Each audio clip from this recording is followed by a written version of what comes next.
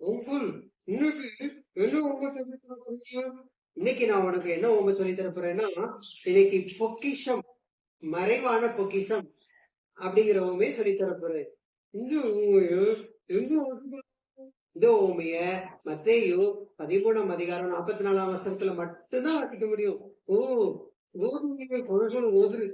ஆமா, கோதுமையும் கலைகளும் மத்தியில மட்டும்தான் வாசிக்க முடியும். அதே மாதிரிதான் இந்த ஊமையையும் நம்ம மட்டையில மட்டும்தான் வாசிப்போம். சொல்லுங்க, அந்த ஊமையை சொல்லுங்க.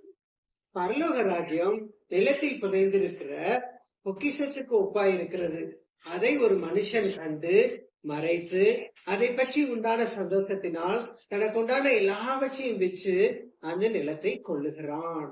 இந்த ஊமைக்கு என்ன அர்த்தம்? இந்த ஊமையில என்ன அர்த்தம்? இந்த ஊமையில இருந்து என்ன நம்ம தெரிஞ்சுக்கலாம் அப்படின்னா, பரலோக ராஜ்யம் ஒரு பொக்கிஷத்துக்கு சமம். நமக்கான எல்லாத்தையும் நம்ம வித்தாலும் அது அது எல்லாத்த விட வெளியேறப்பட்டது அந்த பரலோக ராஜ்யம். கூடு கூடு அது போட்டோம், அது சோம்பேறி. சரி, இங்க கவனி.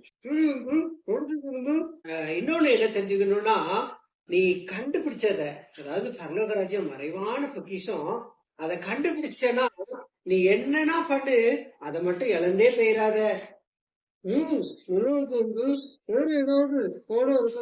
ஆமா, இன்னொரு பாடமும் இருக்குது. இந்த ஒரு இடத்துலதான் சந்தோஷமா விக்கிறது அப்படிங்கறத பத்தி நம்ம இப்ப பார்க்க முடியும். அதாவது பரலோக ராஜ்யத்துக்காக நம்ம எதை இழந்தாலும் அது ஒரு சந்தோஷம் தான். ஏன் அப்படின்னா, பரலோக ராஜ்யம் நமக்கு இதனால கிடைக்க போகுது அப்படிங்கிற ஒரு சந்தோஷம் நமக்கு எப்பவும் இருந்துகிட்டே இருக்கும்.